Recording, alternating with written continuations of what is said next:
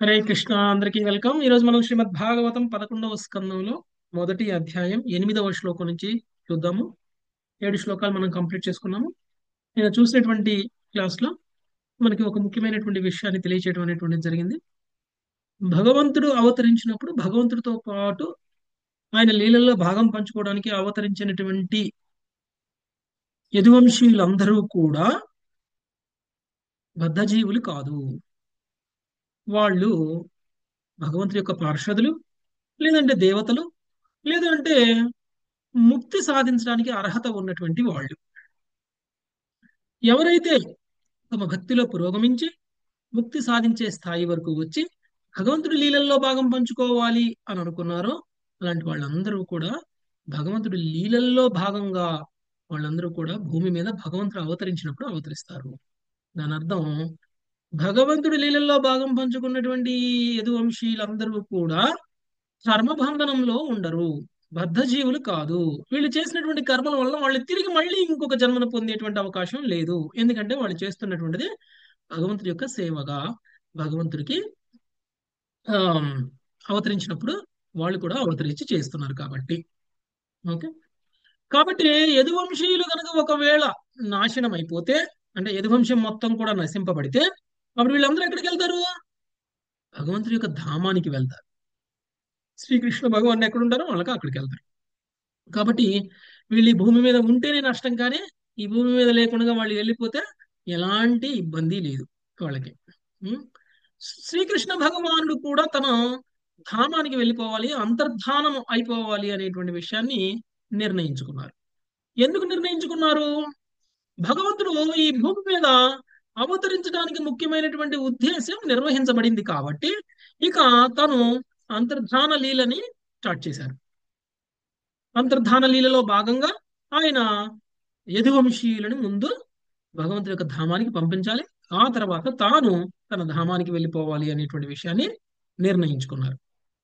ఇంకొక ముఖ్యమైనటువంటి విషయం ఏం చెప్పారు మనకి అనంటే, భగవంతుడు ఆధ్యాత్మిక విషయం నుంచి భౌతిక విశ్వానికి వచ్చారు అని అంటే ఆ సమయంలో భగవంతుడు ఆధ్యాత్మిక విషయంలో లేనట్లు కాదు. ఆయన ఆధ్యాత్మిక విషయంలోనూ ఉన్నారు, భౌతిక విషయంలోనూ ఉన్నారు. సర్వాంతర్యామి కాబట్టి, అంతటా భగవంతుడు వ్యాపించి ఉన్నారు కాబట్టి ఆయన ఎక్కడ కావాలంటే అక్కడ ప్రకటమవుతారు, ఎక్కడ వద్దంటే అక్కడ ప్రకటమవ్వరు. ప్రస్తుతం ఈ లీలలో భగవంతుడు భూమి మీద ప్రకటమయ్యారు. దాని అర్థం ఆధ్యాత్మిక విషయంలో లేరని కాదు. ఆయన అక్కడ నిత్యంగా కొలువై ఉన్నారు. అదే నిత్యధామం అయినటువంటి వైకుంఠ ధామాల్లో ఆయన ఎప్పటికీ కూడా కొలువై ఉన్నారు. అలాంటి భగవానుడు మరి ఇప్పుడు ఎందుకు తను అంతర్ధానం అవ్వాలి అని అనుకుంటున్నారు అనంటే, తను చేసినటువంటి లీలలతో, తనకున్నటువంటి సౌందర్యంతో తను అందరినీ ఆకర్షించడం అనేటువంటిది జరిగింది ఆల్రెడీ. తన పేరు ప్రఖ్యాత, కీర్తి అనేటువంటిది సమస్త విశ్వం వ్యాపించిపోయింది. అలా వ్యాపించిపోయడం వలన జరిగినటువంటి లాభం ఏంటి? అందుకు ఆయన వచ్చింది. ఆయన పేరు ప్రతిష్టలు మొత్తం, లేకపోతే ఆయన కీర్తిని చాటి చెప్పుకోవడానికి వచ్చారు ఆయన. భగవంతుడు భగవంతుడు ముఖ్యంగా ఈ భౌతిక విశ్వానికి రావడానికి కారణం జీవులని తనతో పాటుగా ఉద్ధరి మనల్ని భగవంతుడి యొక్క ధామానికి తీసుకెళ్లడం కోసం వచ్చారు. తను అసురులను సంహరించడంతో పాటు భక్తులని తన ధామానికి తీసుకువెళ్ళడం అనేటువంటిది కూడా ఇంపార్టెంట్. రెండవది, మనందరినీ కూడా భగవంతుడి పట్ల ఆకర్షితులని చేయడం. ఈ ఆకర్షితులను చేయడం వల్ల ఏమవుతుంది అని అంటే, మనం మాయా ప్రభావం నుంచి బయటపడి భగవంతుడి యొక్క ధామానికి వెళ్ళడానికి అవసరమైనటువంటి భక్తి శ్రద్ధల్ని మనం అందరం కూడా పొందుతాం.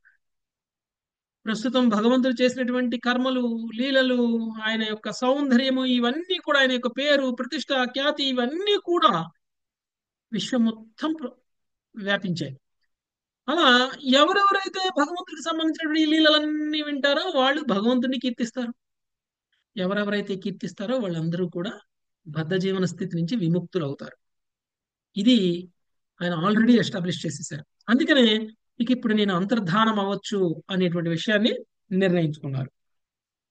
ఇంకొక విషయం, ఈ కృష్ణుడు అంతర్ధానం అయిపోయారు కదా అని చెప్పేసి భౌతిక విషయంలో భగవంతుడు లేరు అని కాదు. శ్రీకృష్ణ భగవానుడు సూర్యుడులా పోల్చడం అనేటువంటిది జరిగింది. ఏ విధంగా అయితే సూర్యుడు ఒక ప్రదేశంలో కనిపిస్తే ఇంకొక ప్రదేశంలో కనిపించరు, ప్రకటమవరు. ఎప్పుడైతే వేరే ప్రదేశానికి సూర్యుడు వెళ్ళిపోయారో, అంటే అమెరికా ప్రాంతాలకి సూర్యుడు వెళ్ళిపోయారో, అప్పుడు మన ప్రదేశంలో చీకటి కనిపిస్తుంది.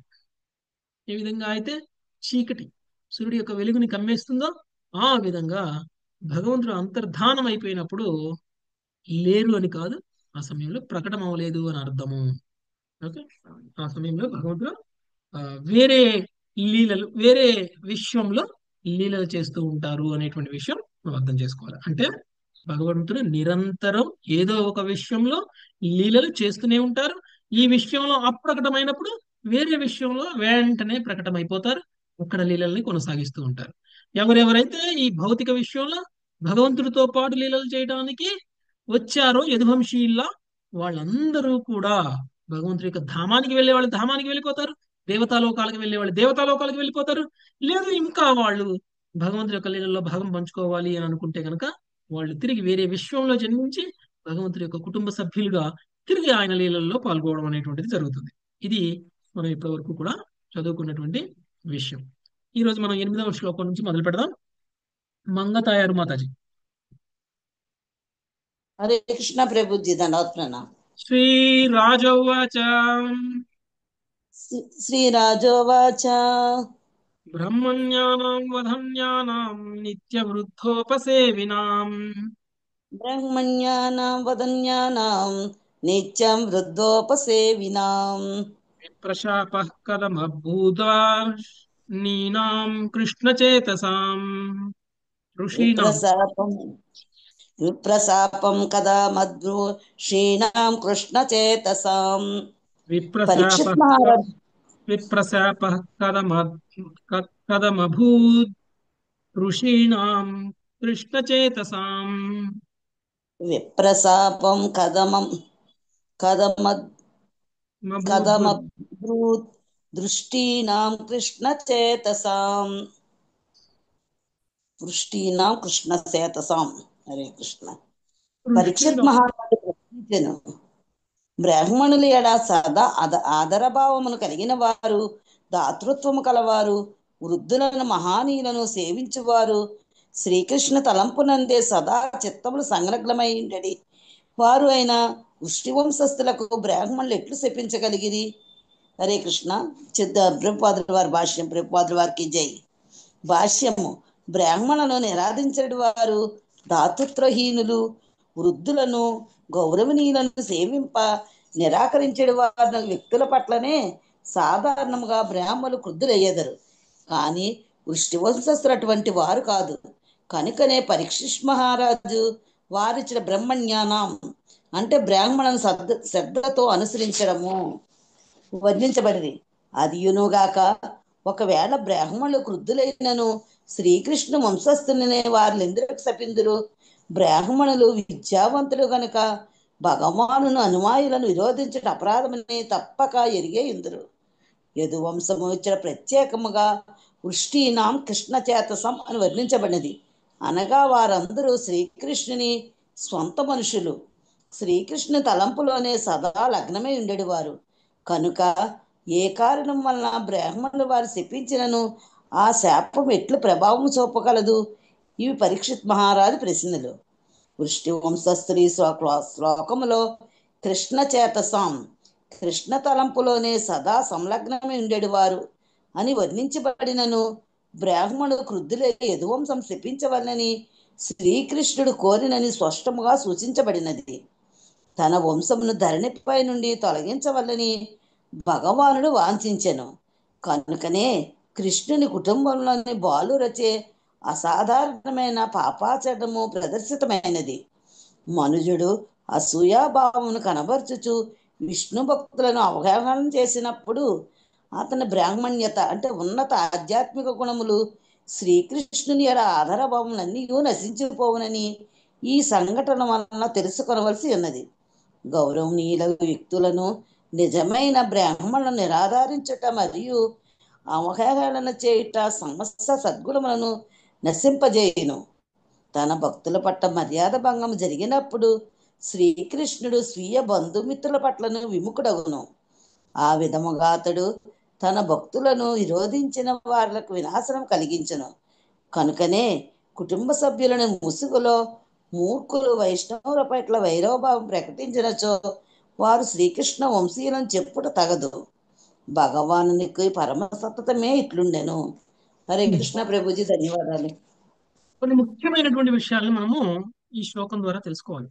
కొంత వైష్ణవ సదాచారం అనేటువంటిది కూడా మనకి ఈ శ్లోకం ద్వారా తెలుస్తుంది. ప్రత్యేకించి కుటుంబ సభ్యులు వైష్ణవులైనప్పుడు వాళ్ళతో మనం ఎలా ఉండాలి అనేటువంటిది మనం తెలుసుకోవాల్సినటువంటి విషయం. ముందు పరీక్ష మహారాజు అడిగినటువంటి ప్రశ్న ఏంటి?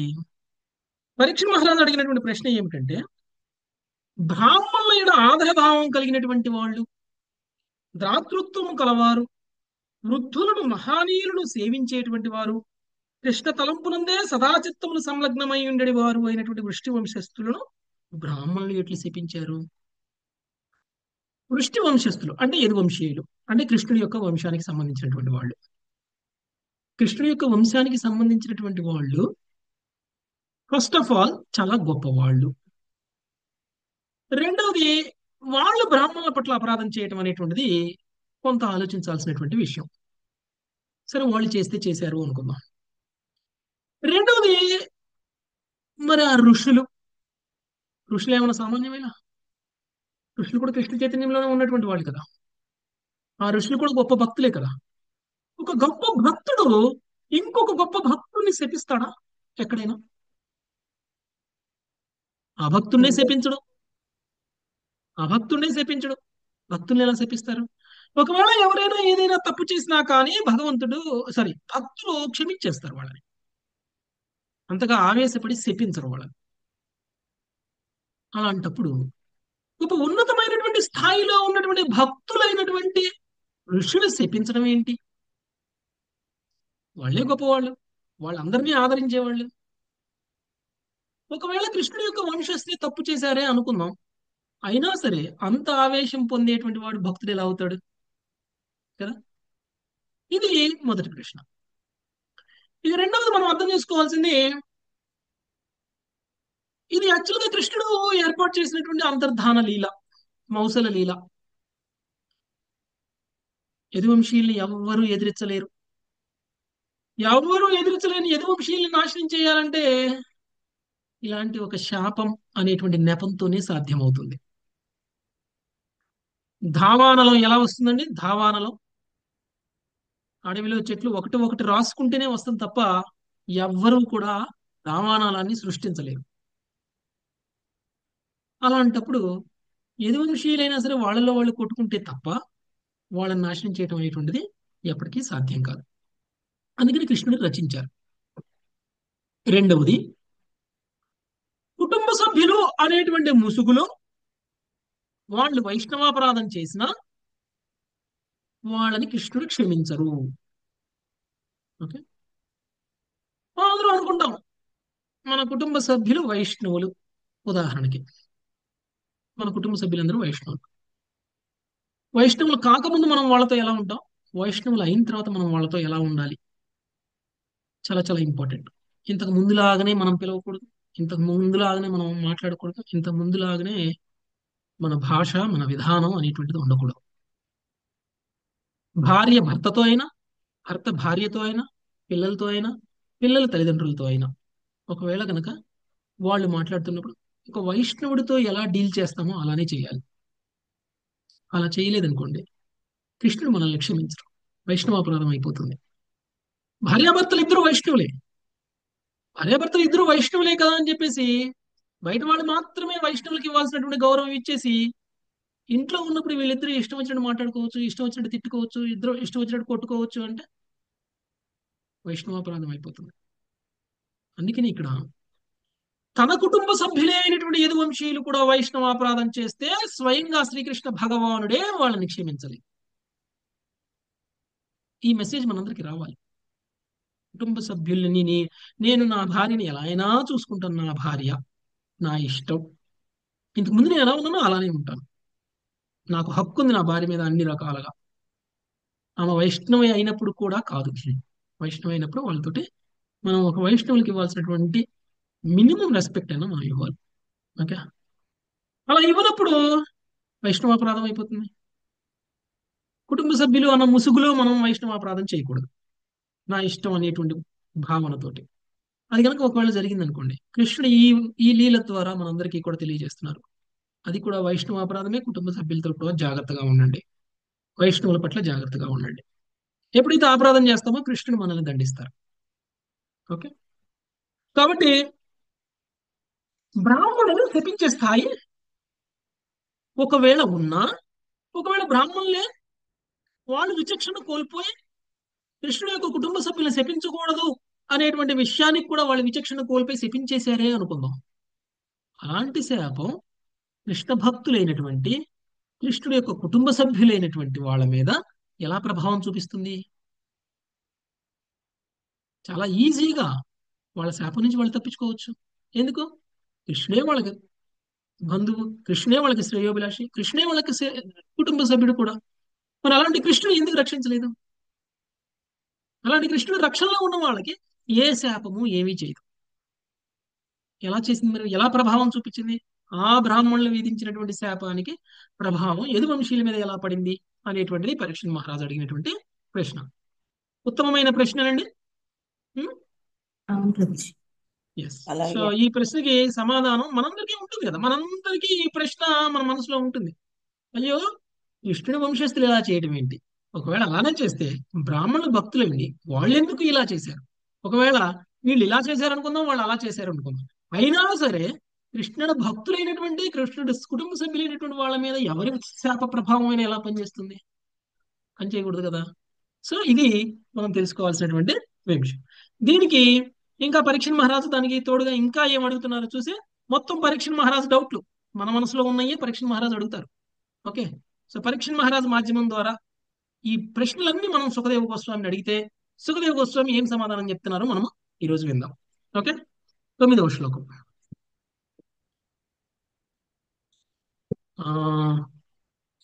సర్వారాధ్య మాతాజీ. యన్నిమిత్తః స వైశాపో యాదృశో ద్విజ సత్తమాం. హరే కృష్ణ ప్రభుజీ దండవత్సనము. ఎన్నిమిత్త సహ వై సావో సాపో యాదృశో ద్విజ సత్తమా. కథం ఏకాత్మనాం భేదా ఏతత్ సర్వం వదస్వ మే. కథం ఏకాత్మనాం వేద ఏతత్ సర్వం వదస్వ మే. పరీక్షణ్ మహారాజు అడగసాగాను, ఆ శాప కారణం ఏమిటి ఓ ద్విజోత్తమా? ఆ శాపం ఎట్టిది? ఒకే జీవిత లక్ష్యమును కలిగినట్టు యాదవుల నడుమ అట్టి విభేదం ఎట్లు కలిగినది? దయచేసి ఈ విషయంలో నాకు చెప్పవలసినది. ప్రభుపాదుల వారి భాష్యం.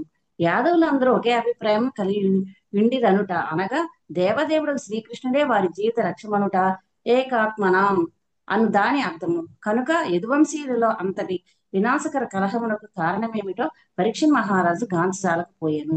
అందుకే అసలైన కారణము తెలుసుకొనుటకు అతడు ఆతృత పడాను. Thank you. ఓకే. సో ఎంత చెప్పినా కానీ నమ్మలేనటువంటి ఒక సన్నివేశం. యదువంశీయులు వాళ్ళలో వాళ్ళు కొట్టుకోవడం ఏంటి? భిన్న అభిప్రాయాలు ఉన్నటువంటి వాళ్ళు కొట్టుకుంటారు, ఒకే అభిప్రాయం ఉన్నటువంటి వాళ్ళు కొట్టుకుంటారా? ఆ? లేదు అందరికీ ప్రభు. కృష్ణుడే కేంద్రం, అందరికీ కృష్ణుడే కేంద్రం, కృష్ణుడి సేవే అందరి లక్ష్యం. మరి అలాంటప్పుడు ఎందుకు వాళ్ళలో భిన్న అభిప్రాయాలు వచ్చాయి? రెండవది, ఆ శాపం ఏంటి? ఆ శాపం ఎందుకు పెట్టాల్సి వచ్చింది బ్రాహ్మణులకి?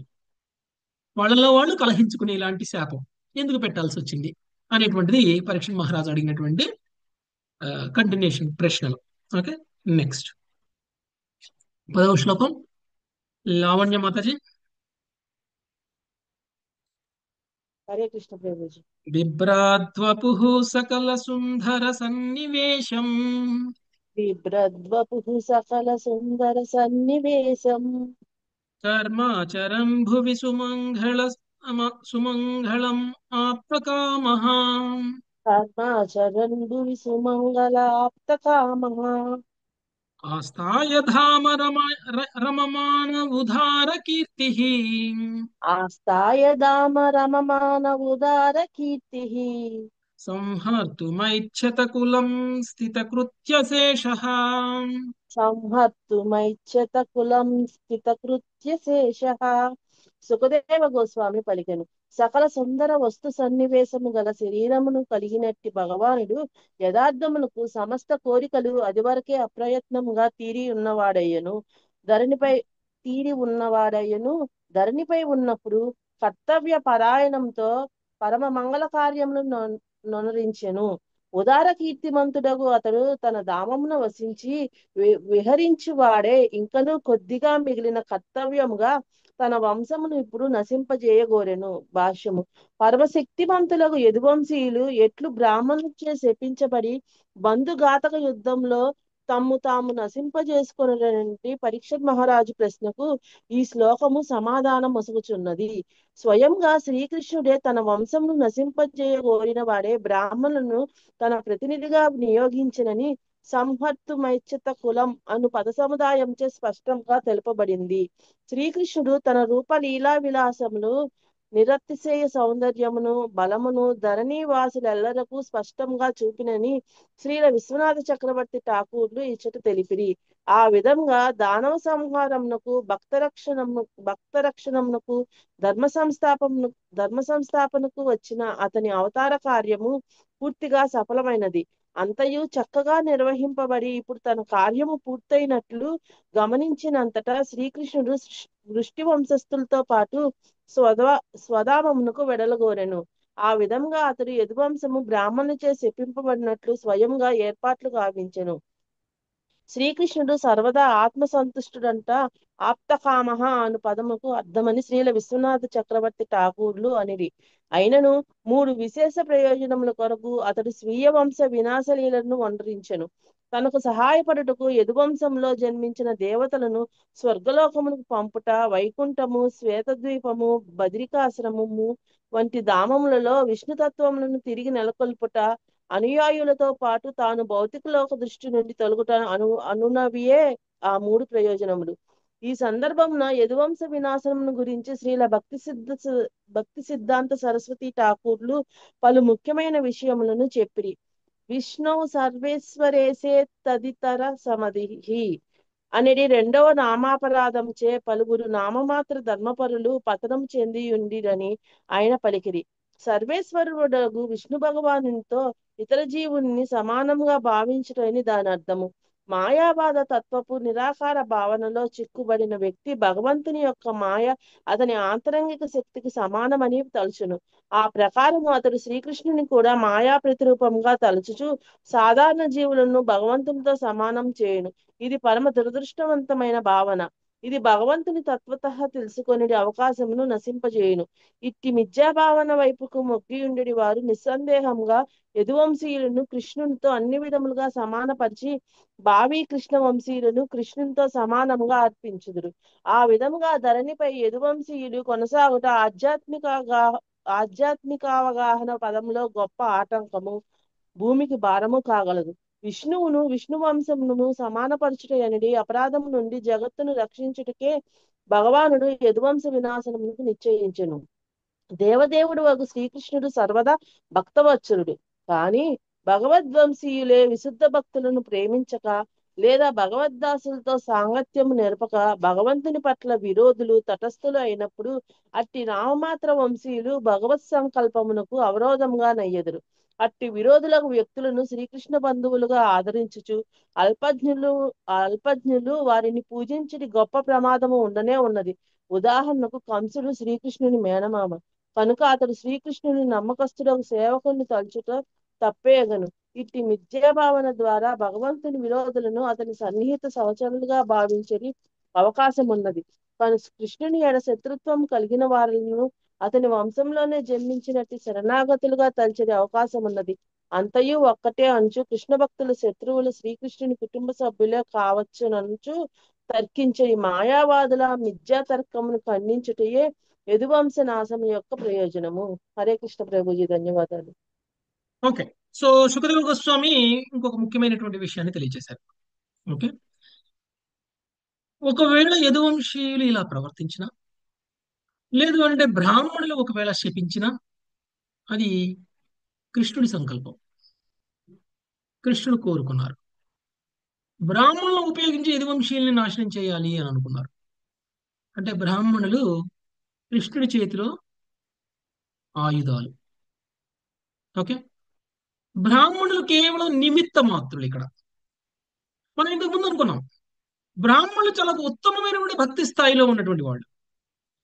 వాళ్ళందరూ కూడా కృష్ణ చైతన్యంలో ఉన్నటువంటి వాళ్ళు. అలాంటి వ్యక్తులు ఇంకొకళ్ళు చెడు ఎలా కోరుకుంటారు? ఇంకొకళ్ళు శపించే అంత కల్మషాలు వాళ్ళ దగ్గరికి ఎందుకుంటాయి? ఏ ఒకవేళ అవతల వాళ్ళు అజ్ఞానంతో తప్పే చేశారనుకో, శుద్ధ భక్తులైనటువంటి వీళ్ళు వాళ్ళని క్షమించేయచ్చు కదా, వాళ్ళ పట్ల జాలి చూపించవచ్చు కదా. అలా కాకుండా వాళ్ళని శపించేశారు అని అంటే వాళ్ళ భక్తి స్థాయి గొప్ప భక్తి కాదు అని, వాళ్ళ కృష్ణలీల. భక్తిలో పురోగమించలేదని కాదు. ఇక్కడ విషయము శ్రీకృష్ణ భగవానుడి యొక్క కోరిక. అందుకనే బ్రాహ్మణులు అలా ప్రవర్తించారు. అంటే బ్రాహ్మణుల ప్రవర్తన వాళ్ళ ఇష్ట ప్రకారం జరగలేదు. బ్రాహ్మణులు చేసినటువంటి పని భగవంతుడి సంకల్పం మేరకు చేశారు. భగవంతుడు కోరుకున్నారు కాబట్టి చేశారు. భగవంతుడి చేతిలో వాళ్ళు కేవలం పనిముట్లు. ఉం? నిమిత్త మాత్రం అంటే ఇదే. సో శ్రీకృష్ణుడు అర్జునుడు కూడా అదే చెప్పాడు. నువ్వు నిమిత్త మాత్రుడుగా యుద్ధం చెయ్యి అంటే ఏంటి దాని అర్థం? నువ్వు నా తరపున యుద్ధం చెయ్యి. నువ్వు నువ్వే చేస్తున్నాను, నువ్వే అనుభవిస్తున్నాను అనేటువంటి భావనలో చేయకు. నా కోసం చెయ్యి. ఓకే. నేను చెప్తున్నాను, నువ్వు చెయ్యి. నా పని ఇది. సో చేసే వ్యక్తి కాదు అక్కడ ముఖ్యం, ఎవరి కోసం చేస్తున్నారు అనేటువంటిది ముఖ్యం. సో నిమిత్త మాత్రులుగా బ్రాహ్మణులు చేశారు. ఇక రెండవది, శ్రీకృష్ణుడు ధరణి మీద ఉన్నప్పుడు మరి ధరణి మీదనే తనతో పాటు అవతరించినటువంటి యదువంశీయుల్ని చంపడము అనేటువంటిది ఆయన కర్తవ్యంలో భాగం. ఆయన కర్తవ్యంలో భాగం. ఎందుకు కర్తవ్యం? ఏం చంపడం కర్తవ్యం ఏంటి? ముందు వాళ్ళని పంపించాలి కదా ప్రభుజీ, వాళ్ళని పంపించి తను వెళ్తారు. వాళ్ళందరూ మామూలు వాళ్ళు కాదు. తను అంతర్ధానం అయిపోయిన తర్వాత వాళ్ళని ఇక్కడ వదిలేసి వెళ్ళిపోవడం కరెక్ట్ కాదు. తను ఇంతకు ముందే మనం చెప్పుకున్నాం. ఉం? వాళ్ళు కృష్ణ ప్రేమలో ఉన్నటువంటి వాళ్ళు. కృష్ణుడు వెళ్ళిపోతే కృష్ణుడి మీద విరహంతో ఉంటారు. ఎంతమంది ఉన్మాదం ఉన్నారండి అంటారు. యదువంశీయులు? యదువంశీయులు ఎంతమంది ఉన్నారు? లక్షల కోట్ల మంది ఉన్నారు. ఉమ్. 16,108 మంది భార్యలకి ఇంటూ 10 మంది పిల్లలు, మళ్ళీ 1,60,000. వాళ్ళకి మళ్ళీ పిల్లలు. వీళ్ళందరికీ విద్యాభ్యాసాలు, చదువులు, సంధ్యలు ఇవన్నీ నేర్పించడానికి లక్షల్లో, గురువులు మిలియన్లలో కొద్ది టీచర్లు. ఎంతమంది అవుతారు వీళ్ళందరూ కలిసి? కోట్లల్లో ఉంటారు ప్రభు. కోట్లలో ఉంటారు. మరి వీళ్ళందరూ ఒకవేళ కృష్ణుడి యొక్క అభావంలో, కృష్ణుడు లేనప్పుడు విరహానికి వెళ్ళిపోయారు అనుకోండి, అప్పుడు విపత్తు జరుగుతుంది. ఉన్మాదులుగా మారిపోతారు. అది కృష్ణుడు సహించినటువంటి విషయం, కృష్ణుడికి నచ్చినటువంటి విషయం. కాబట్టి కూడా వాళ్ళందరినీ కూడా భగవంతుడి యొక్క ధామానికి ముందు పంపించాలి. వీళ్ళందరూ ఆయన యొక్క పార్షదులు, దేవతలు. దేవతల్ని దేవతాలోకాలకు పంపించాలి, పార్షదులు తనతో పాటు తన ధామానికి తీసుకుని వెళ్ళాలి. కాబట్టి ఈ లీల చేయటం అనేటువంటి జరిగింది. ఇంకొకటి, మనమందరం కూడా తప్పుగా భావించేటువంటి అవకాశం లేకుండా ఈ లీల అనేటువంటిది చేయటం జరిగింది. ఏంటి మనం తప్పుగా భావించేటువంటిది? కృష్ణుడు కుటుంబ సభ్యులు కృష్ణుడు అంత గొప్పవాళ్ళు, కృష్ణుడు శ్రేయోభిలాషులు, కృష్ణుడి యొక్క భక్తులు కృష్ణుడు అంత గొప్పవాళ్ళు, వాళ్ళు కృష్ణుడితో సమానము అని మనం ఎప్పుడైతే అనుకుంటామో అది మనం చేస్తున్నటువంటి పొరపాటు. కంసుడు కూడా కృష్ణుడి యొక్క కుటుంబ సభ్యుడే. అలా అని కంసుడిని పూజించడం మొదలు పెడితే మనం లేదు ప్రభుజీ. లేదు ప్రభుజీ.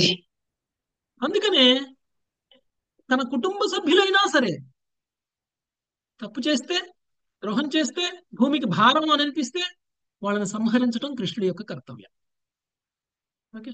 ఇంతకు ముందు శ్లోకంలో కూడా ఒక చోట మనం చదువుకున్నాం. ఒక జీవుడు ఎప్పుడూ కూడా భగవంతుడితో సమానం కాదు. భగవంతుడు ఒకే సమయంలో ఆధ్యాత్మిక విషయంలోనూ ఉన్నారు, అదే సమయంలో భగవంతుడు భౌతిక విషయంలోనూ ఉన్నారు. కానీ జీవుడు ఓన్లీ భౌతిక విషయంలో ఉంటే ఆధ్యాత్మిక విషయంలో ఉండరు, ఆధ్యాత్మిక విషయంలో ఉంటే భౌతిక విషయంలో ఉండరు. అలాంటి జీవుణ్ణి భగవంతుడైనటువంటి శ్రీకృష్ణ భగవానుడితో మనం సమానంగా చూస్తే అది మన అజ్ఞానం అవుతుంది. కాబట్టి జీవుడే, భగవంతుడే. ఆ జీవుడు భగవంతుడి యొక్క వంశంలో పుట్టిన, భగవంతుడి యొక్క కుటుంబ సభ్యుడే అయినా, భగవంతుడి యొక్క శ్రేయోభిలాషి అయినా, ఆ, భగవంతుడు మెచ్చినటువంటి వాడైనా సరే జీవుడు జీవుడే. భగవంతుడితో సమానంగా ఎప్పుడు చూడకూడదు. మాయావాద సిద్ధాంతం చెప్తున్నటువంటిది ఇదే. కృష్ణుడు, కృష్ణుడు కుటుంబ సభ్యులు సేమ్. కృష్ణుడితో పాటు సమానంగా కృష్ణుడి యొక్క కుటుంబ సభ్యులను కూడా చూడాలి. కృష్ణుడి కుటుంబ సభ్యులను పూజిస్తే కృష్ణుడు పూజించినట్టే. ఇలాంటి ఒక భావన, కృష్ణుడితో సమానం చేయడము అనేటువంటి భావన ఎవరినైనా సరే, అది కుటుంబ సభ్యులైనా సరే, ఏ గొప్ప జీవినైనా సరే, పేరు ప్రఖ్యాతులు ప్రతిష్ట ఉన్నటువంటి ఏ వ్యక్తినైనా సరే కృష్ణుడితో సమానం చేయడం అనేటువంటిది తప్పు. అది నిరూపించడం కూడా ఈ లీలలో ఇంకొక అంశం. ఓకే, ఒకవేళ వాళ్ళు తప్పు చేస్తే, కృష్ణుడి విరోధులుగా వాళ్ళు మిగిలిపోతే, వాళ్ళను కూడా కృష్ణుడు సంహరించడం అనేటువంటిది కృష్ణుడి యొక్క కర్తవ్యం. దాని ద్వారా మనకు అర్థమవుతుంది కృష్ణుడి యొక్క ఉన్నతత్వం. కృష్ణుడి యొక్క ఉన్నతత్వం అనేటువంటిది మనందరికీ అర్థమవుతుంది. ఓకే, ప్రభుజీ వాళ్ళు కేవలం పార్షదులుగానే అనుకోవాలి, వాళ్ళని సేవకులనే అనుకోవాలి. సేవకులనే అనుకోవాలి. ఓకే, ఇంకొకటి, భగవంతుడి భూమి మీద అవతరించడానికి విశేషమైనటువంటి ప్రయోజనాలు కొన్ని చెప్పడం అనేటువంటిది జరిగింది. ఒకటి, ఈ యదువంశీయులందరినీ కూడా తిరిగి ఆయన ధామానికి పంపించడం, లేకపోతే భగవంతుడి యొక్క దేవతాలోకాలకు పంపించడం జరగాలి. రెండవది, శ్వేతద్వీప వైకుంఠము, శ్వేతద్వీపము, బదరికాశ్రమం వంటి ధామములలో విష్ణుతత్వమును తిరిగి నెలకొల్పుట. బదరికాశ్రమంలో ఎవరున్నారండి ఇప్పుడు? నరనారాయణులు. ఓకే, దాని యొక్క గొప్పతనాన్ని కూడా తెలియజేస్తారు. భగవంతుడు అంతర్ధానం అయ్యేటప్పుడు, నేను అంతర్ధానం అయిన తర్వాత నా అభావాన్ని ఫీల్ అయినటువంటి వాళ్ళు బద్రికాశ్రమం వెళ్ళండి. బద్రికాశ్రమం వెళ్తే స్వయంగా శ్రీకృష్ణ భగవానుడు నరనారాయణ రూపంలో అక్కడే ఉన్నారు. ఓకే, సో నేను నరనారాయణ రూపంలో అక్కడే ఉంటాను అనేటువంటి విషయాన్ని శ్రీకృష్ణ భగవానుడు చెప్పేశారు. తర్వాత అనుయాయులతో పాటు తాను భౌతిక దృష్టి నుంచి తొలగిపోవుట. ఆయన ఒక్కడే వెళ్ళిపోవడం కాదు, అంతర్ధానం అవడం కాదు, అనుయాయులను కూడా తీసుకుని వెళ్ళడం. ఇది భగవంతుడి యొక్క ముఖ్యమైనటువంటి 3 ప్రయోజనాలు, ఆయన అవతరించడం యొక్క 3 ప్రయోజనాలు. Okay, next 11-12 Pramila Mataji. కర్మాణి పుణ్య నివహాని సుమంగళాని, కర్మాణి పుణ్య నివహాని సుమంగళాని, గాయ జగత్కలిమలాపహరాణి కృత్వా, గాయ జగత్కలిమలాపహరాణి కృత్వా, కాలాత్మనా నివసితా యదుదేవగేహే, కాలాత్మనా నివసతా యదుదేవ గేహే, పిండారకం సమగమన్ మునయో నిసృష్టా, పిండారకం సమగమన్ మునయో నిసృష్టాం, విశ్వామిత్రోసితః కన్వో దూర్వాసా భృగురంగిరాం, విశ్వామిత్రోసితః కణ్వో దుర్వాసా భృగురంగిరాం, కశ్యపో వామదేవోత్రీర్వశిష్ఠో నారదాదయః, కశ్యపో వామదేవో త్రిర్వశిష్ఠో నారదాదయః. విశ్వామిత్రుడు, అసితుడు, కణ్వుడు, దుర్వాసుడు, భృగువు, అంగీరుడు, కశ్యపుడు, వామదేవుడు, అత్రి, వశిష్ఠుడు మున్నగు ఋషులు నారదాదులతో కలిసి పుణ్యప్రదమైనవి, పరమ సుఖమునొసగునవి, కీర్తించినంత మాత్రమునే సమస్త లోక కలియుగ పాపమును హరించునవి అయిన పుణ్యకార్యములను ఒకమారు చేసిరి. వారు ఈ కార్యములను యదుపతి శ్రీకృష్ణ జనకుడైన వసుదేవుని ఎంట వనర్చిరి. వసుదేవుని గృహం నందు కాలరూపమున వసించుచున్నట్టు శ్రీకృష్ణుడు ఆ కార్యము ముగిసిన పిమ్మట సాదరముగా సాగనంపగా వారు పిండారకమును తీర్థక్షేత్రమునకు వెడలిరి. భాష్యము. భగవంతుని ఇచ్చనే యదువంశమునకు కలిగిన బ్రాహ్మణ శాప కథను సుఖదేవ గోస్వామి ఈ శ్లోకములో ఆరంభించుచున్నాడు. అశ్వమేధ యజ్ఞము వంటి ధార్మిక కార్యములు పుణ్యప్రదులమని శ్రీల శ్రీధర స్వామి తెలిపియుండిరి. సంతానమును పోషించేటువంటి కార్యములు కేవలం ప్రస్తుతము మాత్రమే కొంత సుఖము నొసగవచ్చును, కానీ ప్రాయశ్చితముగా వనర్చినటువంటి కార్యములు సమస్త పాపములు హరించి వేయును. అయినను 11వ శ్లోకములో పేర్కొనబడినట్టి ధార్మిక కలాపములు కర్మాణి పుణ్య నివహాని సుమంగళాని, గాయద్గలికలి మలాపహరాణి అని చెప్పబడినట్లుగానే అన్ని విధములుగా అవి పుణ్యయుతములైనట్టివి. అవి గొప్ప పుణ్యమును మహదానందమును కలుగజేసినవి.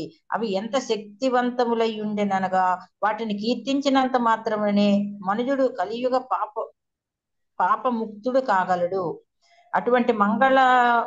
అటువంటి మంగళకర కార్యములు నిర్వహించుటకు వసుదేవుని గృహమునకు పిలువబడిన ఋషులు సముచిత కానుకలతో సంతుష్టులైన పిమ్మట శ్రీకృష్ణుడిచే పిండారకమును స్థానమునకు పంపబడిరి. ఆ తీర్థక్షేత్రము గుజరాత్ లోని అరేబియా సముద్ర తీరమునకు 2 మైళ్ళ దూరములో ఉన్నది. దాని ప్రస్తుత నామం కూడా పిండారక క్షేత్రమే. విశేషముగా శ్రీకృష్ణ భగవానుడు ఇచ్చట కాలరూపుడు అని పేర్కొనబడినాడు. భూభారముగానైనట్టి రాజులను వారి సేనలను నశింపజేయుటకు కురుక్షేత్ర రణరంగమును అవతరించినట్టి కాలస్వరూపుడునని భగవానుడు స్వయముగా అర్జునుడికి భగవద్గీత యందలి 11వ అధ్యాయమును వెల్లడి కావించెను. అట్లే కాలాత్మన నివసత యదుదేవగేహే అని చెప్పినట్టు శ్రీకృష్ణుడు తన తండ్రి అయిన వసుదేవుని గృహమున కాలరూపుడై వసించుచుండెను. ఆ విధముగా అతని ఇచ్ఛానుసారము యదువంశ నాశనమునకు కాలము సమీపించుచుండెనని అది సూచించును. హరే కృష్ణ ప్రభుజీ, దండోత్ ప్రణాం. హరే కృష్ణ. సో విశ్వామిత్రుడు, అసితుడు, కణ్వుడు, దూర్వాసుడు, భృగువు, అంగీరుడు, కశ్యపుడు, వామనదేవుడు, అత్రి, వశిష్ఠుడు, ఇతర ఋషులు, నారదుడితో పాటు కలిసి వీళ్ళు ఒక పుణ్యకార్యాన్ని చేశారు. ఆ పుణ్యకార్యము ఎందుకు చేశారు అంటే సమస్త లోకాల యొక్క పాపాలన్నిటినీ కూడా హరించేటువంటి పుణ్యకార్యం, అంటే ప్రాయశ్చిత్త కార్యం లాగా చేశారనమాట. ప్రాయశ్చిత్త కార్యం చేయడం వల్ల ఏమవుతుంది అంటే పాపాల నుంచి విముక్తులం అవుతాం. ప్రాయశ్చిత్తం చేసుకోవడం అనేటువంటిది చాలా చాలా అవసరం. ఓకే, ఎవరైనా సరే ప్రాయశ్చిత్తం చేయకపోతే ఆ పాపానికి మనం ఫలితాలను అనుభవించాలి. ఎప్పుడైతే మనం చేసినటువంటి తప్పును తెలుసుకుందానికి ప్రాయశ్చిత్తం చేస్తామో అప్పుడు ఆ తప్పు వలన వచ్చేటువంటి రియాక్షన్స్ ఏవైతే ఉంటాయో ఆ రియాక్షన్స్ నుంచి మనం తప్పించుకోవచ్చు. కాబట్టి తప్పు చేసి కూడా నేను ఏ తప్పు చేయలేదు అని తెలిసి కూడా మనం మొండిగా ఉండడం కంటే తప్పు చేశాను అని అంగీకరించి దానికి అవసరమైనటువంటి ప్రాయశ్చిత్తం చేసుకోవడము అనేటువంటిది తెలివైన వాడి లక్షణం. ఇవన్నీ కూడా మనకి కర్మకాండలో చెప్పబడతాయి. ఏం చేస్తే ఏం తప్పులు నశింపబడతాయి, ఏ పుణ్యం జరుగుతుంది అనేటువంటివి. ఇది చాలా ఉత్తమమైనటువంటిది. ఓకే, కాబట్టి ఒక భక్తుడు ప్రాయశ్చిత్తం చేసుకోవడం అనేటువంటిది సరి అయినటువంటి విధానమే. కలియుగ జీవుల యొక్క పాపాలన్నింటినీ కూడా అంతరింపజేయడం కోసం ఈ ఋషులందరూ కూడా గొప్ప పుణ్య కార్యాలు చేశారు. ఆ పుణ్య కార్యాల కారణంగా వాళ్ళ యొక్క పాపాలన్నీ కూడా హరించిపోయేలాగా వాళ్ళు చేయడం అనేటువంటిది జరిగింది. ఆ తరువాత వసుదేవుడి గృహంలో వాళ్ళు అంటే శ్రీకృష్ణ జనకుడు అనేటువంటి వసుదేవుని ఇంట ఓనర్చారు ఈ కార్యాలని. ఓకే, ఆ కార్యం ముగిసిన తర్వాత వసుదేవుడు సాగనంపితే వాళ్ళందరినీ కూడా శ్రీకృష్ణ భగవానుడు పిండారకము అనేటువంటి తీర్థక్షేత్రానికి పంపించారు. మీరందరూ కూడా అంటే వాళ్ళందరూ వాళ్ళు రాలేదు అక్కడికి. ఓకే, కృష్ణుడు పంపిస్తే వాళ్ళు అక్కడికి వెళ్ళారు. ఓకే, పిండారకము అనేటువంటి తీర్థక్షేత్రానికి ఈ ఋషులందరూ కూడా వెళ్ళడం అనేటువంటిది జరిగింది. నెక్స్ట్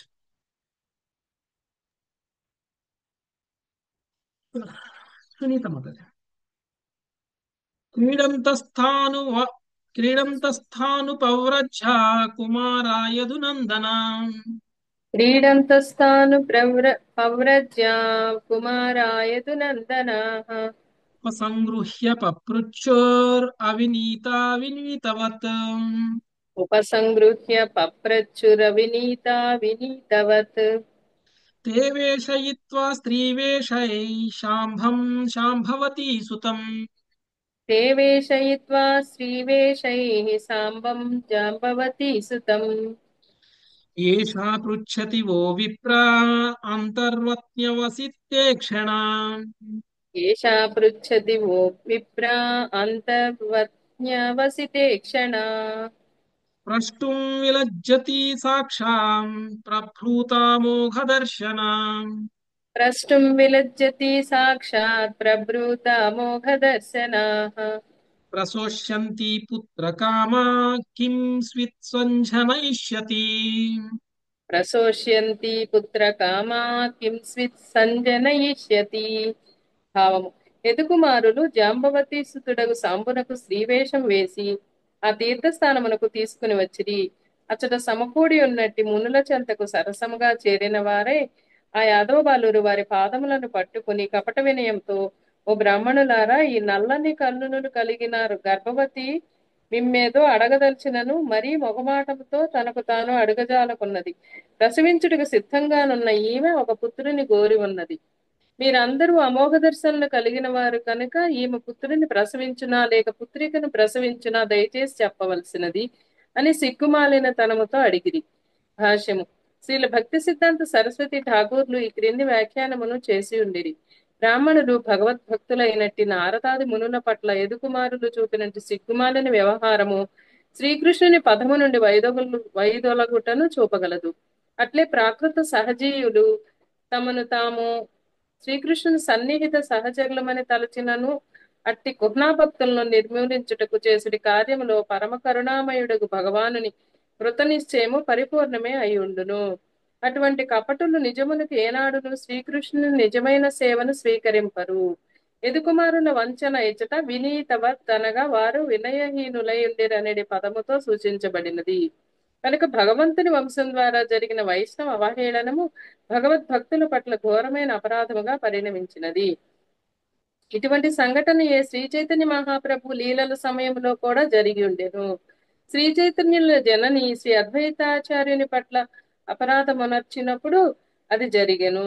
అప్పుడు శ్రీ చైతన్య మహాప్రభువే ఆ ఘన వైష్ణవుని పట్ల జరిగిన అపరాధమును స్వయంగా సరిదిద్ది తన మహోదారతను ప్రదర్శించి ఉండిరి. శ్రీకృష్ణుని యదువంశ వినాశలీల కూడా భక్తుల పట్ల ఆ దేవదేవుని కృపా ప్రదర్శనమే అయి ఉన్నది.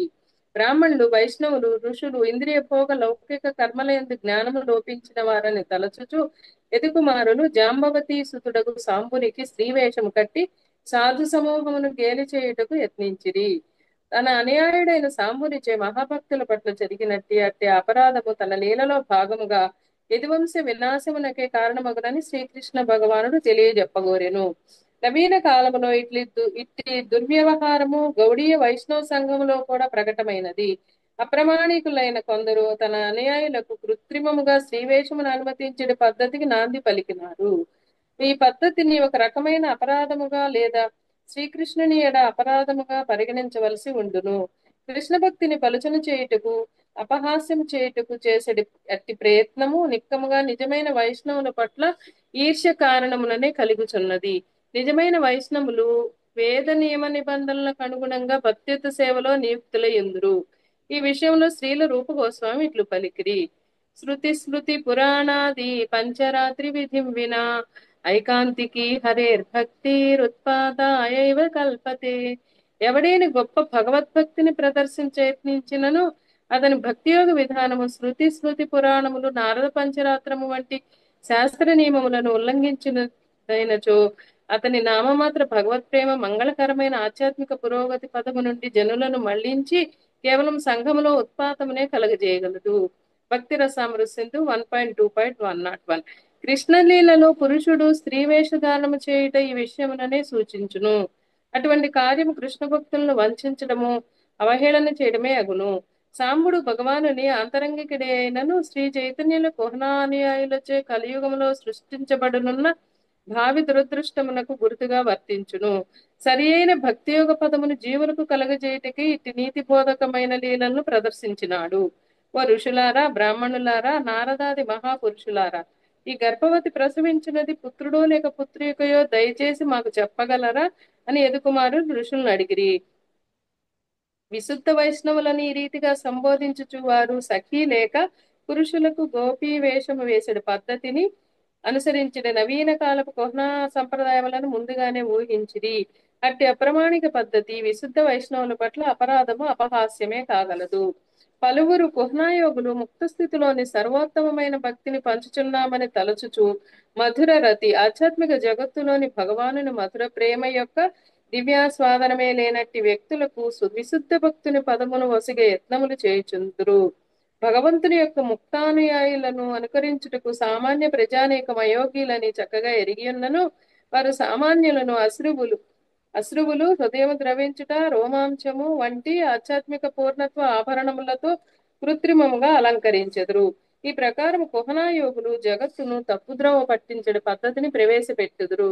అటువంటి కుయోగులచే కలుగజేయబడేది గొప్ప దురదృష్టమును కలియుగములో ముందే నివారించుట అసాధ్యమని శ్రీ చైతన్య మహాప్రభు ఎరిగి ఉన్నందున వారిని ఆయన పాపమయమైన కామోద్దీపక విషయముల పట్ల అనురక్తులను చేసిరి. దానిచే అట్టి కుహనాయోగులు విశుద్ధ భక్తి యోగ పదము నుండి వైదొలిగిన వారుగా సామాన్య జనులు సులభంగా గుర్తించగలరు. సాంబునికి స్త్రీవేషం వేసి యదుకుమారులు బ్రాహ్మణులను వైష్ణవులను అవహేళన చేయుట మరియు పరిణామముగా యదువంశ నాశనం అనవి సహజీయ సంప్రదాయముల నిరర్థకతను చక్కగా నిరూపించుచున్నవి. యదుకుమారులు చూపినట్టి వినయరాహిత్యము స్వయంగా భగవానుని ఏర్పాటియనని శ్రీల జీవగోస్వామి ధ్రువపరిచిరి. అనగా యదువంశీయులు తుట్టతో దప్పు శ్రీకృష్ణ అనుయాయులే.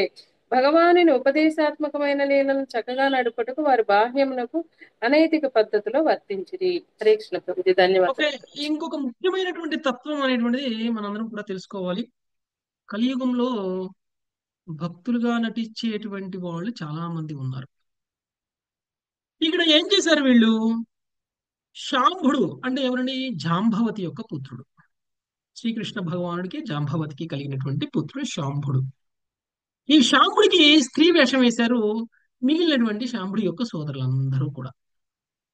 అంటే యదువంశంలో రాకుమారులు, అంటే శ్రీకృష్ణ భగవానుడి యొక్క ఇతర పుత్రులు శాంభుడికి స్త్రీ వేషం వేసి, స్త్రీ వేషంలో అది కూడా గర్భం వహించినటువంటి స్త్రీ వేషం, గర్భవతి అయినటువంటి స్త్రీ వేషాన్ని వేయడం అనేటువంటిది జరిగింది. ఈ గర్భవతి అయినటువంటి స్త్రీ వేషాన్ని వేసి ఈ యొక్క ఋషుల దగ్గరికి తీసుకెళ్లడం జరిగింది, ఈ బ్రాహ్మణుల దగ్గరికి తీసుకెళ్ళడం అనేటువంటి జరిగింది. వీళ్ళు ఏం చేస్తున్నారు? అక్కడికి వెళ్ళి ఆ బ్రాహ్మణులు అడుగుతున్నారు, ఈ స్త్రీ గర్భవతి, ఈమె మిమ్మల్ని ఏదో అడగాలనుకుంటుంది, కానీ తను అడగలేకపోతుంది. ఈమె కోరిక ఏమిటి అని అంటే, ఈమె పుత్రుడు జన్మిస్తాడా, ఈమెకి పుత్రిక జన్మిస్తుందా, ఈమె గర్భం ద్వారా పుత్రుడిని కంటుందా పుత్రికను కంటుందా అనేటువంటి విషయాన్ని మీరు దూరదృష్టి కలిగినటువంటి వాళ్ళు, మీరు భవిష్యత్తు వాడి పలకగలిగినటువంటి వాళ్ళు కాబట్టి మీరు చెప్పండి అని ఆ ఋషుల్ని శాంభుడి తరపున వీళ్ళందరూ కూడా అడగడం అనేటువంటిది జరిగింది. ఎందుకు ఈ లీల చేశారు? యాక్చువల్గా ఈ లీల చేయడానికి అనేకమైనటువంటి కారణాలు ఉన్నాయి. శ్రీకృష్ణ భగవానుడు బ్రాహ్మణుల ద్వారా తన యదువంశానికి శాపం ఇప్పించాలి అని అనుకుంటే ఇంకేదైనా పద్ధతిని కూడా ఎంచుకొని ఉంచుకోవచ్చు కదా. ఎందుకు శాంభుడికి స్త్రీ వేషం వేసి బ్రాహ్మణుల దగ్గరికి పంపించాల్సి వచ్చింది అనేటువంటిది మనం ఇక్కడ అర్థం చేసుకోవాల్సినటువంటి ముఖ్యమైనటువంటి విషయం. వేరే ఏదైనా చేయొచ్చు, ఓకే. బ్రాహ్మణుల పట్ల వాళ్ళు రాజకుమారులానే వెళ్ళిపోయి అపరాధం కూడా చేసి ఉండొచ్చు. ఎందుకు స్త్రీ వేషం వేసుకొని మరీ వెళ్ళిపోయారు అంటే సహజీయాల పూర్వజన్మలో యొక్క తత్వం, సహజీయాలు. ఓకే, సహజీయాల గురించి ఇక్కడ మాట్లాడుతున్నారు మనకి భాష్యంలో. సహజీయాలను ఎప్పుడైనా చూసారా మీరు? ఎస్ ప్రభుజీ, వాళ్ళకి వాళ్ళు అలా భావించుకుంటూ ఉంటారు కాదు కానీ ఊగిపోతారు. వాళ్ళు ఆ పాత్రలో మీరు పరకాయ ప్రవేశంలా చేస్తారు. బృందావనం వెళ్ళిపోతే మీకు సహజీయాలు చాలా మంది కనపడతారు బృందావనంలో. ఓకే. కూడా కనిపించారు. మాతాజీ మాయప్పులో కూడా కనిపించారు ప్రభుజీ. మాయాపూర్లో కూడా ఉంటారు, సహజీయాలు ఉంటారు. వీళ్ళు ఏం చేస్తారు? మగవాళ్లే, కానీ వీళ్ళు ఆడవాళ్ళ వేషం వేసుకుంటారు. భక్తిలో చాలా పురోగమించినటువంటి వాళ్ళుగా వాళ్ళు ప్రవర్తిస్తుంటారు. వాళ్ళు ఏమంటారు? నేను గోపికని, అంటే కృష్ణుడి పట్ల వాళ్ళకి భావాన్ని వ్యక్తం చేయడం మొదలు పెడతారు. కృష్ణుడు ప్రేమను వాళ్ళు వ్యక్తం చేయడం మొదలు పెడతారు. వాళ్ళు ఎక్కడ చూసినా కృష్ణుడే కనిపిస్తారు వాళ్ళకి. చెట్టును చూసినా, కొమ్మను చూసినా, దేన్ని చూసినా వాళ్ళు కృష్ణుడిలానే భావిస్తారు. భావించేసి మీరు మీరు ఉందామని వెళ్తే చాలా మంది స్త్రీ వేషం వేసుకున్నటువంటి పురుషులు నేను పలానా గోపిని, నేను పలానా గోపిని, నేను పలానా గోపిని అని గోపికలా చెప్పుకొని తిరుగుతుంటారు. మనం అందరం గనక సహజీయ తత్వం గనక తెలియకపోతే వాళ్ళని చూసి ఆహా వీళ్ళు నిజంగానే గోపికలేమో, వీళ్ళకి గోపికలా ఫీల్ అయిపోతున్నారు, వీళ్ళకి నిజంగానే కృష్ణుడు స్పందిస్తున్నాడేమో. వాళ్ళు యాక్చువల్గా ఎక్కడెక్కడైతే కృష్ణుడు రాసలీలలు చేశారో, ఎక్కడెక్కడైతే కృష్ణుడు తిరిగారో ఆ ప్రాంతాలకు వెళ్ళిపోయి కృష్ణుడితో ఉన్నటువంటి ఫీలింగ్స్, కృష్ణుడితో ఉన్నటువంటి భావాలను వాళ్ళు వ్యక్తం చేస్తూ ఉంటారు. చాలా మంది మీరు ఇంకా చూస్తే కొంతమంది ఒంటి మీదకి కృష్ణుడు వచ్చినట్టు యాక్షన్ చేస్తుంటారు. కింద పడిపోతారు. కింద పడిపోయి డొల్లిపోతూ ఉంటారు. ఉం? ఏమేమో మాట్లాడుతూ ఉంటారు. ఒంటి మీద కృష్ణుడు వచ్చిందంటారు. ఒంటి మీద కృష్ణుడు రావడం అంత ఈజీ, అంత సులభమైన విధానం అండి? ఉం? కాదు ప్రభుజీ. దేవకీదేవి గర్భంలోకి కృష్ణుడు రావడానికి ఎంత క్లీనప్ చేశారు దేవకీదేవి గర్భాన్ని. ఎస్ ప్రభు, ఎస్ ప్రభు. ఆ? ఆయనకంటే ముందు కృష్ణుడి 7 మనసులోకి వెళ్ళి చంపేశారు. ఆ, బలరాం దగ్గర సంకర్షణ. ఆయనకంటే ముందు 6 పంపించారు అందులోకి కదా. కామ క్రోధ లోభ మోహ లోభ మద మోహ మద మాత్సర్యాలన్నింటినీ అరిషడ్ కూడా వర్గాన్ని సంహరించిన తరువాత అప్పుడు బలరాముని పంపించి అంతా సేఫా లేదా చెక్ చేసుకొని రాపో అన్నారు కదా. ఇప్పుడు అమెరికా అమెరికా ప్రెసిడెంట్ వస్తున్నారు అనుకోండి. అమెరికా ప్రెసిడెంట్ వస్తుంటే ఇండియాకి, ఆ ప్రెసిడెంట్ రావడానికంటే ముందే కొంతమంది ఆయన మిలిటరీ సైన్యం వస్తుంది, కొంతమంది ఆయన అంగరక్షకులు వస్తారు. మాతాజీ మ్యూట్ లో ఉండాలి. మాతాజీ దయచేసి అందరూ మ్యూట్ లో ఉండాలి. లక్ష్మీ ఆత్మకూరు మాతాజీ మీకు ప్రత్యేకంగా చెప్పను. ఓకే. సో ఎప్పుడైతే ప్రెసిడెంట్ వస్తున్నారు అనుకోండి, ప్రెసిడెంట్ వచ్చినప్పుడు వాళ్ళు ఏం చేస్తారు, వాళ్ళ అంగరక్షకులు, వాళ్ళ సెక్యూరిటీ, వీళ్ళందరూ ముందే వస్తారు.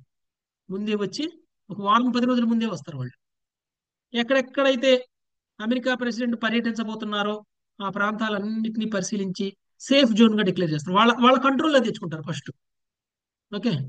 అంటే ఒక వారం ముందు నుంచే ఎక్కడెక్కడ అమెరికా ప్రెసిడెంట్ తిరగబోతున్నారో ఆ ప్రదేశం మొత్తం వాళ్ళ కస్టడీలోకి తీసేసుకుంటారు ఫస్ట్. అక్కడ ఇండియన్ ఆర్మీ పనిచేయదు, అక్కడ ఇండియన్ పోలీస్ పనిచేయదు. అక్కడ కేవలం అమెరికన్ పోలీస్, అమెరికన్ ఆర్మీ పనిచేస్తుంది ఆ ప్రదేశాల్లో. ఒక వారం 10 రోజుల ముందు నుంచే వాళ్ళ ఆధ్వర్యంలో ఉన్నటువంటి ప్రదేశంలోకి అప్పుడు అమెరికా ప్రెసిడెంట్ దిగుతారు. దిగి అక్కడ సెక్యూరిటీ మొత్తం వాళ్ళే చూసుకుంటారు. అక్కడ అక్కడ అమెరికా ప్రెసిడెంట్ తో పాటు మన ఇండియన్ డిప్లొమాట్స్ ను కూడా వాళ్ళే రక్షిస్తారు. ఎందుకు?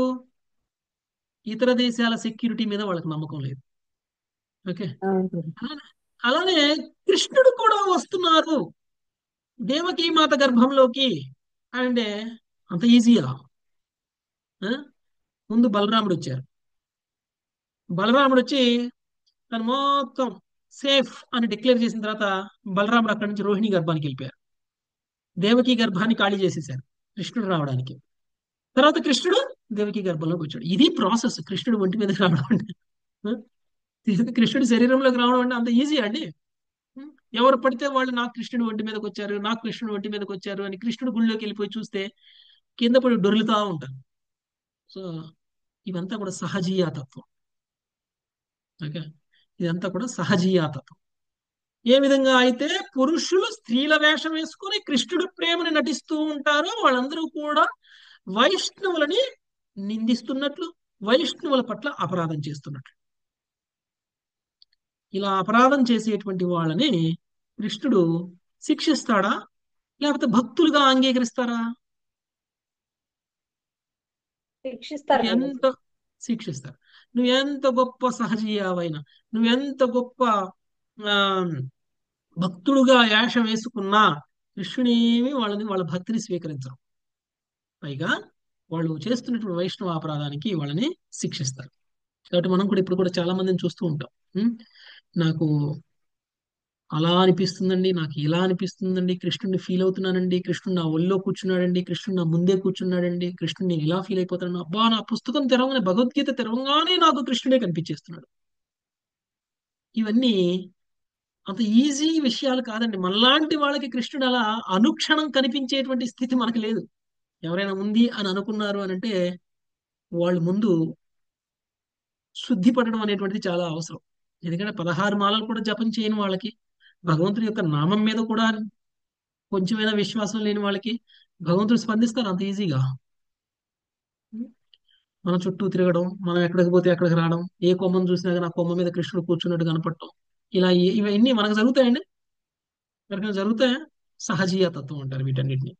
ఇలాంటి సహజీయ తత్వం రాబోతుంది. సహజీయాలుగా కృష్ణుడి యొక్క భక్తుల వేషంలో ఉండి కృష్ణుడి యొక్క భక్తులుగా నటిస్తూ వైష్ణవులకి అపరాధం చేయబోయేటువంటి స్థితి కలియుగంలో ఏర్పడుతుంది అని ముందుగానే గ్రహించినటువంటి శ్రీకృష్ణ భగవానుడు తన పుత్రుణ్ణి సహజీయాగా చేసేశారు.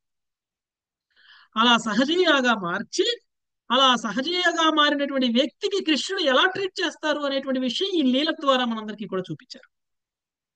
ఓకే, కాబట్టి చాంబుడు కృష్ణుడి కుటుంబ సభ్యుడు ఒక స్త్రీగా మారి కృష్ణుడు భక్తుడిగా వేషం వేసుకుంటూ, కృష్ణుడు భక్తుడు కాకపోయినా కృష్ణుడు భక్తులనే మోసం చేసేటువంటి స్థితికి వెళ్ళిపోయారు. సో అది ఇక్కడ మనందరికీ కూడా తెలుసుకోవాల్సిన ఈ సహజీయాలు మోసం చేసే వాళ్ళే కానీ వాళ్ళేమీ శుద్ధ భక్తులు కాదు అనేటువంటి విషయాన్ని మనం అర్థం చేసుకోవాలి. ఓకే, నెక్స్ట్ 16వ శ్లోకం. ఇందుమతి మాతాజీ. ఏవం ప్రలబ్ధా మునయ స్థానూచు కుపితా నృపా ఏవం ప్రలబ్ధా మునయా స్థానూచుః కుపితా నృపా జనయిష్యతి ఓ మంధా ముషలం కులనాశనం. జనయిష్యతి ఓ మందా ముషలం కులనాశనం. రాజా, ఆ విధముగా వంచన అపహాస్యం చేయబడిన ఋషులు కుపితులై వారితో, ఓరి మూర్ఖులారా, మీ సమస్త వంశమును నశింపజేసే ముసలమును ఈమె ప్రసవించగలదు అని పలికిరి. భాష్యము. తప్పులు చేయడం, మోహము, అసమగ్రమైన ఇంద్రియములు, మోస ప్రవృత్తి అను బద్ధజీవుని 4 దోషములు విశుద్ధ భగవద్భక్తుల్లో కనిపించవు. ఆయనను శ్రీకృష్ణుడు కుమారులు మానవుల యొక్క ప్రమాదకరమైన ఈ నీచ ప్రవృత్తులను ప్రదర్శించినట్లుగా చేసెను. ఆ విధముగా యాదవ బాలురు కుహానా భక్తి మార్గ అనుయాయులు కలాపములను అనుకరించిరి. వైష్ణవులను మూర్ఖులని, అజ్ఞానులని లేదా లౌకికులుగా తలచవద్దని బోధించుటకు మరియు తమ వంశీయుల మిథ్యా గర్వమును నశింపజేయుటకు శ్రీకృష్ణుడు తన అంతర్ధానమునకు ముందు యదుకుమారుల పట్ల ఋషులు క్రుద్ధులు కావాలనని కోరియుండెను. ఒక్కొక్కప్పుడు దారి తప్పిన జనులు కుహానా భక్తుల పాత్రలను ధరించిన వారై నిజమైన విశుద్ధ భక్తి యోగ పదమును భగవంతుని ప్రచార కార్యమునకు సంపూర్ణ శరణాగతులైన విశుద్ధ భక్తులను నిందింతురు. నిజమైన భగవత్ కార్య ప్రచారం పట్ల ద్వేషము లేదా ఈర్ష్యయే భక్తి అని అట్టి మూర్ఖులైన కుహానా భక్తులు తలతురు. కానీ యథార్థమునకు అది వారిని అనుసరించడి దుర్భాగ్యులకు జనులకు సమస్త క్లేశ కారణమే కాగలదు. విశుద్ధ భక్తి ప్రచారకులు కుహానా భక్తుల ఇట్టి కుత్సిత యత్నములను బట్టబయలు చేసెదరు. అట్లే విశుద్ధ భగవద్భక్తులైన నారదాది ఋషులు యదుకుమారులను విమోహిత మూర్ఖులుగా సంబోధించి ఈ మిథ్యా గర్భము నుండి లేదా మిథ్యా సాధువేషము నుండి మీ వంశ వినాశకరమగు ముసలము జన్మించగలదు అని పలికిరి. ముఖ్యంగా భారతదేశమునందు ప్రస్తుతము పాశ్చాత్య దేశములలో కూడా తమను తాము గౌడీయ వైష్ణవులమని చెప్పుకొనుచు మహోన్నత ప్రేమ భక్తి స్థితిని ప్రదర్శించున్నట్లు నటించడి కలుషిత ఇంద్రియ భోగుల వర్గం ఒకటి ఉన్నది. తాము అత్యున్నత భక్తి యోగ స్థితిలో ఉన్నామని, అందువల్ల బృందావనమునందు ప్రదర్శితమైనట్టి మాధుర్య లీలా వ్యవహారములతోనే తమకు అక్కర ఉన్నదని వారు ప్రకటించరు. ఒక్కొక్క మారు వారు గోపికల వలె వేషధారణం కూడా చేయొచ్చు నిజముగా ప్రామాణిక నియమ నిబంధనలను పాటింపకనే కృష్ణలీలలో ప్రవేశించున్నట్లు విద్యా ప్రదర్శనము కావించుతుందరు. ప్రేమ భక్తి పేరిట వారు ఒకప్పుడు విశుద్ధ కృష్ణ భక్తుల పట్ల ఘోరమైన అపరాధములు కూడా చేయుదురు. సాంబుని నామమాత్ర గర్భము నుండి ఈ ముసలోద్భవ సంఘటన ద్వారా ఇట్టి కుహానా భక్తి యొక్క ప్రమాదకర ఫలితములను శ్రీకృష్ణుడు స్వయముగా తెలియజేసినాడు. హరే కృష్ణ. ఓకే, ఇప్పుడు వీళ్ళు ఎప్పుడైతే ఆ శుద్ధ భక్తులు, బ్రాహ్మణులు, ఋషులు అయినటువంటి వాళ్ళని అపహాస్యం చేయాలి అనేటువంటి ఉద్దేశంతో ఒక స్త్రీ వేషం వేసి, గర్భిణీ స్త్రీ వేషం వేసి అక్కడికి వెళ్ళి గర్భిణీ స్త్రీ ఇప్పుడు ఎవరిని ఆ ఎవరిని పొందబోతుంది అంటే పురుషున్న స్త్రీన, అంటే ఒక బాలున్న లేకపోతే ఒక బాలికన జన్మనివ్వబోతుందా అనేటువంటి విషయాన్ని ప్రశ్నిస్తే అప్పుడు ఆ బ్రాహ్మణులు ఏమన్నారు?